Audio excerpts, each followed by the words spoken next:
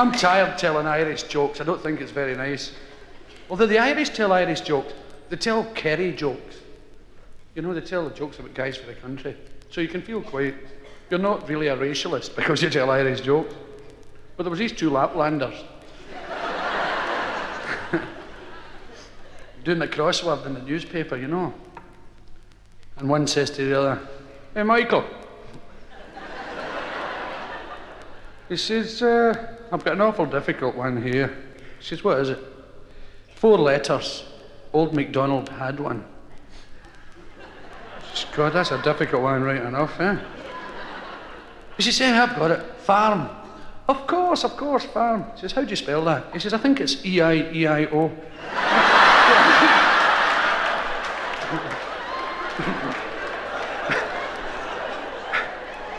Two Laplanders swimming in the nude. Swim. And a lot of women walk past, and one says to the other, "I bet you're frightened to show them your nuts." She says, "Nonsense."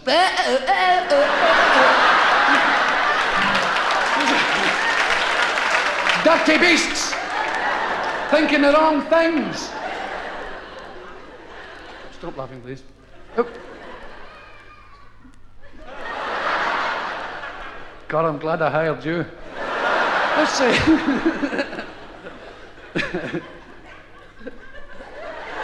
It's an Edinburgh agency you get them for. Aye, Rentalaugh. How many do you want? 4? Do you want a loony? I've got a great loony. Do you know, it just gives a chuckler, that'll do. Chuckler and 2 smilers, we're economising in these hard times. I've been a loony all my life. Is it the maths lesson at our school? He used to send me out to count the railings. It's true. Aye. We got it 1, 2.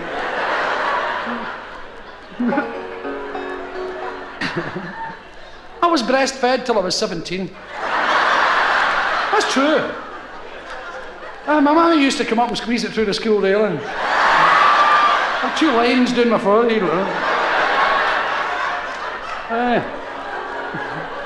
Got disqualified for enjoying myself.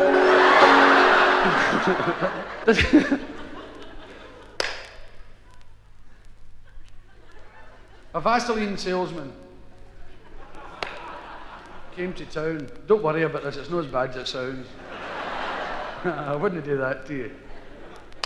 A Vaseline salesman came to town one day and he had some free samples which he gave out, and then he went away again. They came back about a year later and up to the first door. Said, "Excuse me, please, I'm the Vaseline." "I remember you," the guy says. "You're the Vaseline salesman, aren't you?" He said, "That's right. Thanks very much for that wee sample, come in very handy." He said, "Oh, you used it?" He said, "Didn't have, it was fantastic." He said, "To what purpose did you put it?"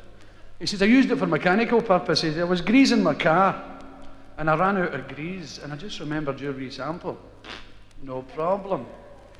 Thanks very much." He says, "Here, give us a couple of tins in case of emergencies." "Oh, great." Up to the next door. "Excuse me, you might not remember me." "I remember you. You're the Vaseline salesman, aren't you?" "Oh, that's right." "Did you use my sample?" "Certainly did." "To what purpose?" "I used it for medical purposes," says the guy. He says, How'd you manage that?" He said. "Well, my boy was coming down that hill over there on his bike, fell off, skinned all his knee, and we hadn't any ointment in the house. I thought, Vaseline. Cleaned it up, re-rubbed with the Vaseline. Perfect. Here, give us a couple of tins in case of emergencies." "Certainly." So he goes up to the third door. It's always the third guy. He's lurking behind the door.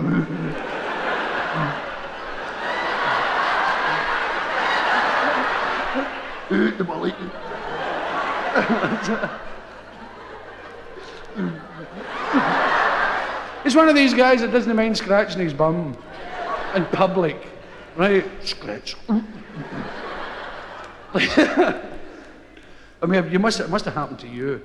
I reckon it's happened to everybody in the world at one point. You're on a busy street. Hundreds of people. And your arse gets itchy. Right, now, I don't mean the cheeks. I mean way in there. Right. You go, oh no. You're frightened to scratch it because these hundreds are watching you. Oh no! You'll try anything. Try walking really funny. Trying to get the cheeks of your ass to rub together. It doesn't work. You're walking about.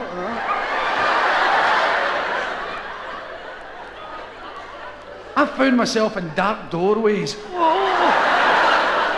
In elevators, just trying to be alone. And you know, as far as I'm concerned, the solution to the whole thing is own up.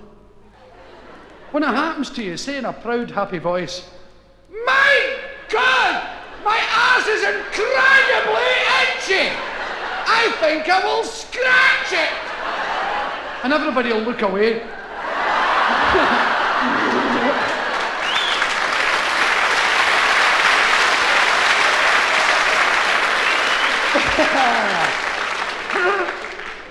But to get back to this third guy, he's behind the door waiting for his Vaseline filled.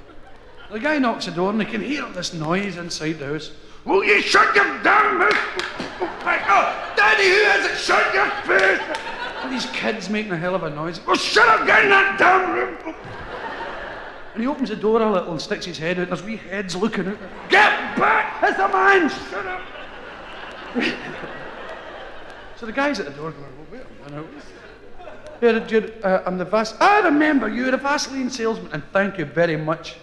Best night I've had in my life." He said, "Oh, did you use my sample?" He says, "I certainly did." He says, "To what purpose did you put it?" "I used it for sexual purposes." "What a night, you're a beauty." He says, "How do you manage that?" He said, "I smeared it in the handle of the bedroom door and these buggers couldn't get in."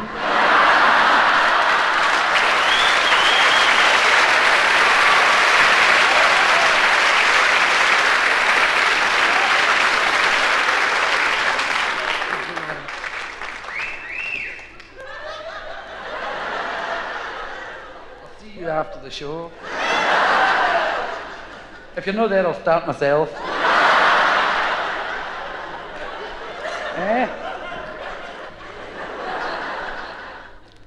Guy goes up to an hotel, it's called the Homosexual Arms.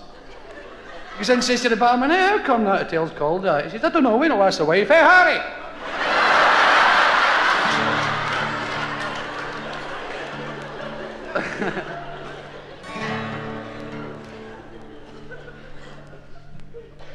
This is a touching ballad.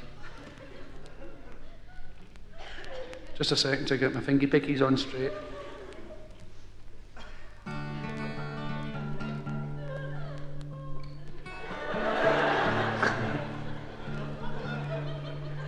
God almighty, if you're like that now, you're going to get the kids alive at the end.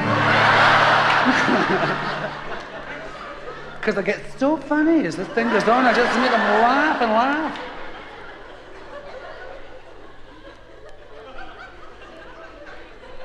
Oh, I remember it. Rodney met Cynthia at a cocktail party. He said, "Cynthia, I haven't seen you in ages and ages. Where have you been, darling?" I said, "Rodney, long time no see. I've been in the colonies, you know, and since the breakup of the family. So take it easy, darling. I didn't mean to ask you things like that. Can I get you a drink or something? A sherry or a port or something?" "No, thank you.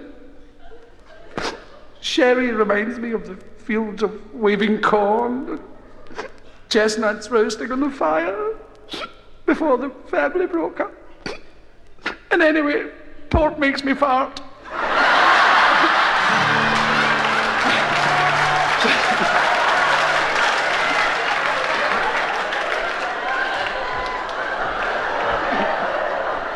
It's a stotter, isn't it? Oh, what?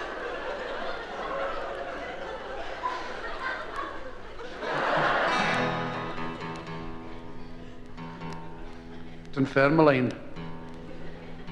Sounds like ointment, doesn't it? Yeah, rub in some Dunfermalino. That'll cure him. Or kill him.